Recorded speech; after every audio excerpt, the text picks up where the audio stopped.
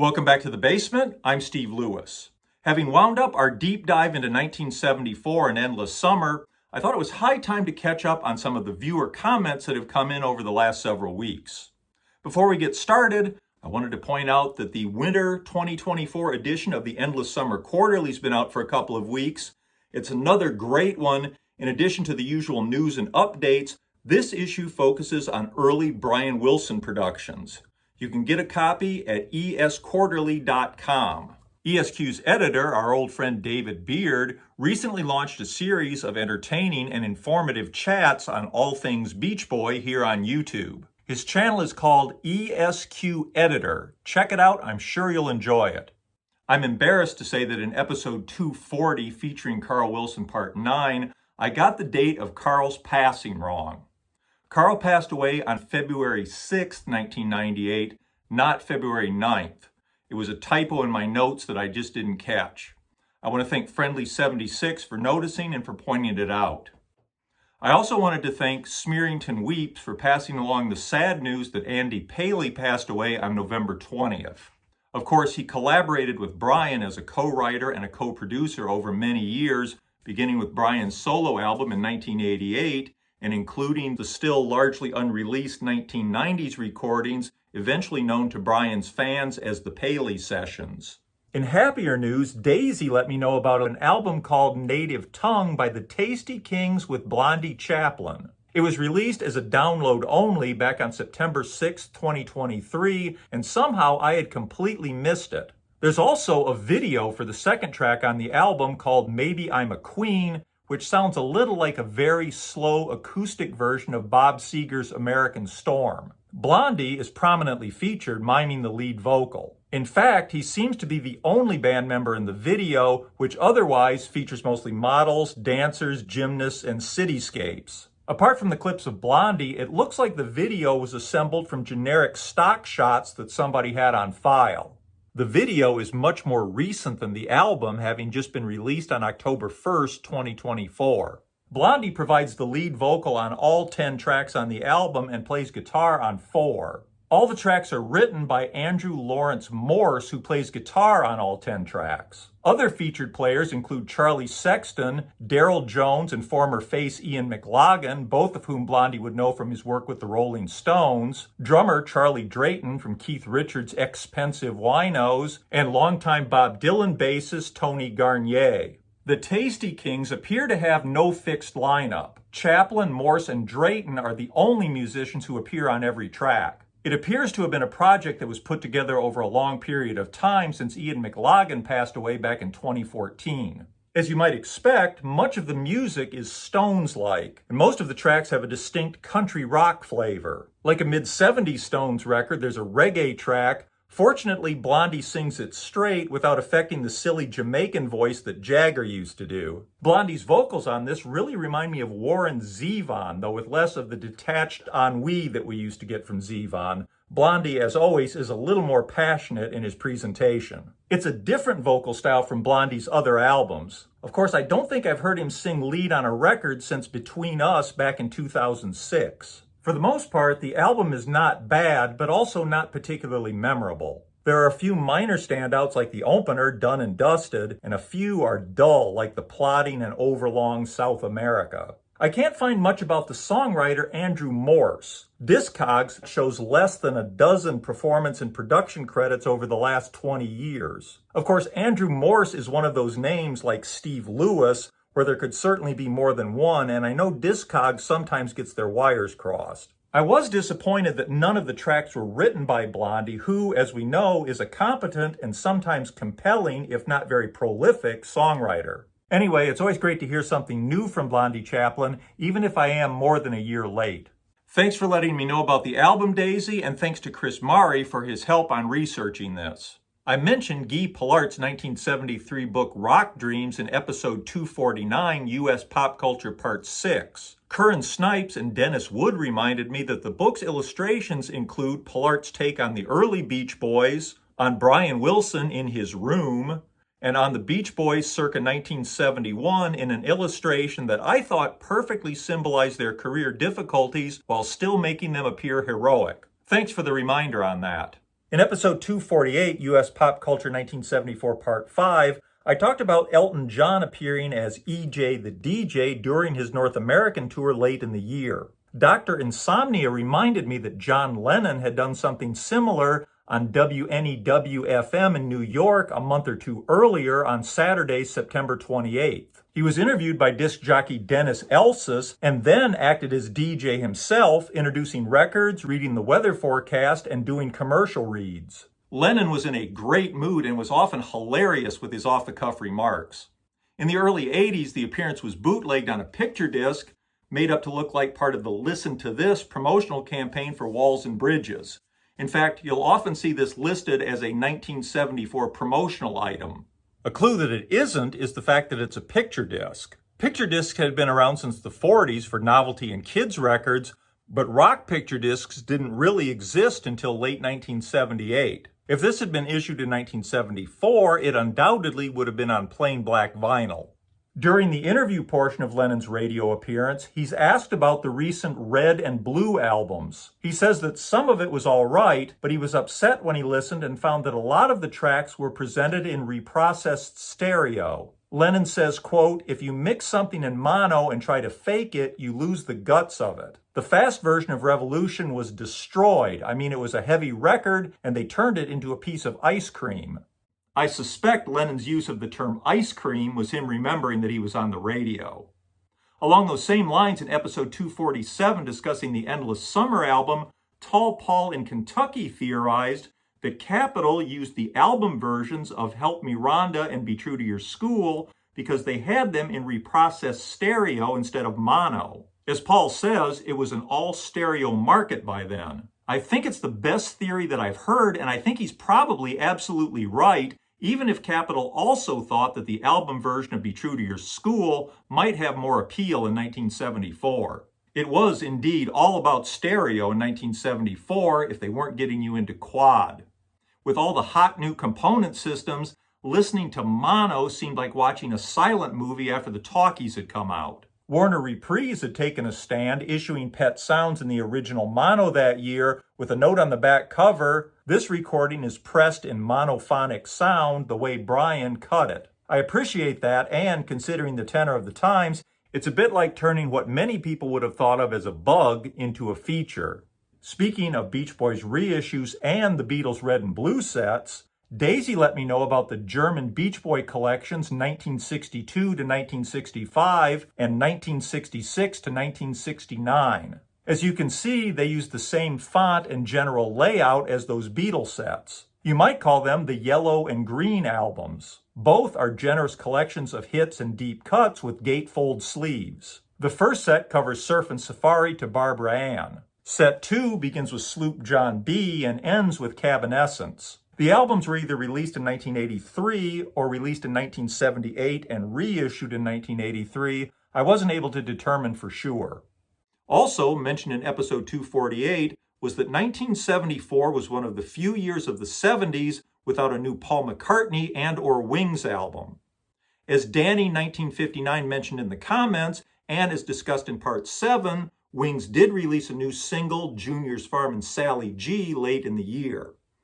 Earlier in the year in the UK, the otherwise unavailable track Zoo Gang was released as the B-side of Band on the Run. In the US, the B-side was the album track 1985. Also coming near year-end, in addition to Junior's Farm, was another new Wings single issued under the pseudonym The Country Hams. Both sides are instrumental. The A-side, Walking in the Park with Eloise, had been written by Paul's father, Jim, sometime in the 1920s or 30s. The B-side, Bridge on the River Suite, is credited to Paul and Linda McCartney. Like the Junior's Farm single, it was recorded during Wings' trip to Nashville in June. It was an obscure single that didn't chart, though I do remember reading a newspaper article somewhere about Paul releasing a song written by his father. The single was released on October 18th in the UK and on December 2nd in the US. So between the two singles and the B-side, Wings still released 5 tracks in 1974. As alluded to earlier, McCartney also contributed songs to other artists, including the Scaffold B-side 10 years after on Strawberry Jam, 4th of July for John Christie, Mine for Me from Rod Stewart's Smiler album, Let's Love for Peggy Lee, and wrote or co-wrote 8 of the 9 tracks on his brother's album, McGear, plus a non-album B-side and a non-album A-side. Additionally, he played or sang backing vocals on several other albums. So that's what it looks like when Paul McCartney takes a year off in the 70s. A session McCartney played that wasn't released was his March 31st, 1974 jam session with John Lennon during one of their LA meetups mentioned in Part 5. Other players on the session included Stevie Wonder, Harry Nilsson, Jesse Ed Davis, and Bobby Keys. Lennon first mentioned it in an interview for BBC Two's Old Grey Whistle Test in 1975, saying, "There was 50 other people playing and they were all just watching me and Paul." He didn't mention if it had been recorded, but naturally everybody would have been curious to hear it. As Bill Crane pointed out in the comments, we finally did get to hear it in 1992 on a bootleg called A Toot and a Snore in 74. It's hard to overstate what a disappointment it turned out to be. There's lots of noodling around, loose, pointless jams, and shambolic attempts at Lucille and Stand By Me. As the title indicates, everybody seems to be in an altered state and unable to really pull anything together. Lennon is on mic for most of it. He's trying to lead the session informally, and he comes through clearly. McCartney is on drums and can be heard only occasionally on backing vocals that are more like enthusiastic shouts than actual singing. I'm glad we finally got to hear it to clear up the mystery, but even considering the historic value, there's really nothing here warranting official release. Of course, you can hear it now on YouTube if you're interested. In the early 90s, I signed up for one of those adult education evening courses that you get through this organization called the Learning Annex. Of course, in LA, there were plenty of music industry professionals who were eager to pick up a little extra money by teaching a course about the recording industry, so a friend and I signed up just for fun. And I remember the instructor telling us that CDs were a great thing for the recording industry because there were only 2 factories with the technology to make CDs, which made them impossible to bootleg. And my friend and I just looked at each other because we'd already seen plenty of them. In episode 237, Cool Stuff I Found Out Part 28, following up on the discussion of John and Yoko's wedding album, I passed along Chris Marzoli's question about other albums where the packaging is better than the album itself. I got some great responses. Chatapold mentioned the Who's 1970 album Live at Leeds, which came with a generous selection of photos, reproduced documents, and poster. He was one of several who mentioned Elton John's 1975 album Captain Fantastic and the Brown Dirt Cowboy, which came with a fan club flyer, a poster, and 2 big booklets. Dennis Wood and Retro Records both mentioned 7 Separate Fools by Three Dog Night, which came packaged like a deck of cards and included 7 oversized cards in the package. This was an album that I actually didn't have when they mentioned it. I found a nice copy of it with the cards intact and the album not crushed. I often find that album cover really wrecked. Found a nice copy of it and I'm enjoying the album. Thanks for the recommendation on this. I don't think you can necessarily say that all those records are ones where the packaging is better than the music, but there's certainly examples of excellent album packaging. Frank Allison took a completely different tack, saying that John and Yoko's 2 Virgins and Life with the Lions, as well as George Harrison's Electronic Sound, are all samples of records where the packaging is better than the album. I guess that's true. If the record is sufficiently unlistenable, you don't need lavish record packaging for it to surpass the record. Thanks for those responses. Talking about live albums in episode 247 about the Beach Boys in concert, Raymond Gill came up with another reason that a record label might want to issue a live album. It's when they've signed an established artist to their label, it gives them a way to get facsimile versions of the hits on their record label. Not only is it a good point, I think it may have also played a part in Reprise wanting so many of the early Beach Boys hits on Beach Boys in Concert. And by the way, I know there are more vivid examples of that than before the flood. I know I've been aware of bands putting out albums when they've signed to a new label, they do a hits-heavy live set right away.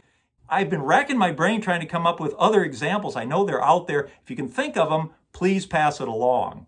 One additional correction, last week in 1974, Part 7, I should have said it was Robert De Niro, not Robert Duvall, who won the Best Supporting Actor Oscar for The Godfather Part 2. For once, the mistake didn't originate with me. It's listed that way in the usually reliable Movie Time by Gene Brown. Robert Duvall is always outstanding, but it was my recollection he didn't have that much to do in Part 2, so Robert De Niro certainly makes more sense. I want to thank Joel Goldenberg for being the first one to point out the error. In the first of the 1974 episodes, we talked about Brownsville Station's hit Smokin' in the Boys' Room, which went to number 3 on January 19th. Brownsville Station and their leader, the late Cub Koda, were from my area just outside of Ann Arbor, Michigan. That's Cub Koda on the left on the cover of their 1973 album. My good old best pal Frank, a guy I've hung out with and talked and shopped records with since high school, recently found some interesting information on song facts. Cub Koda got the idea for the song from memories of hanging out at a movie theater with his childhood friends. They would smuggle cigarettes lifted from their parents into the men's room at the Clinton Theater in Ann Arbor, Michigan on Friday nights. Koda says the old duffer who owned the theater would come after them, but never caught them in the act. This was news to Frank, who has owned and operated the historic Clinton Theater for the last 20 plus years. At my request, Frank sent me this photo of the historic theater men's room that inspired the hit single. And I want to thank Frank for sharing this rock and roll historic site. If you find yourself in the vicinity of Clinton, Michigan, be sure to take in a movie and make the pilgrimage to that inspirational men's room for yourself. And while you're there, be sure to say hi to the new old duffer, Frank. It's become a tradition in the basement to go off topic at year end. We've talked about All Things Must Pass. We've done a two-parter on U.S. pop culture 1933. This year, I'd like to talk about the Paul McCartney and Wings albums, Back to the Egg and McCartney 2. And it looks like there's a lot there, so it's going to be a three-parter, which will begin next week. We'll begin the year proper on January 9th with a look at Beach Boys' appearances on series television in the 80s and 90s. And yes, John Stamos may be mentioned. After that, I want to get to 1965 pop culture and talk about the Beach Boys Today album in depth, so I hope you'll join me for that. Before we go, there's one more thing I have been meaning to ask about. When I bought my very first used copy of Beach Boys Concert in 1980, this was tucked inside the gatefold sleeve, and I've never been able to figure out exactly what it is. It looks like it's sort of from 1965-ish. It's got them in the sweaters from the cover of Beach Boys Today. There's a little bit of fan club style narrative. I don't know if it's like a tour program that's missing the cover. I can't really tell if there was more to it than this. It looks like there must have been some kind of cover on it. Never been able to figure out what this is. I should have asked about it long ago. Does anybody know what this thing is? It was just tucked inside that used album when I bought it back in 1980. If you know, you could help me solve a 40-plus-year-old mystery. I hope you enjoyed this. I want to wish everybody great holidays. Thanks so much for all the great feedback and all the support. It really means a lot to me. Keep it coming. Once again, I look forward to your comments and feedback. Have great holidays. Have a great week. We'll see you next time. Bye.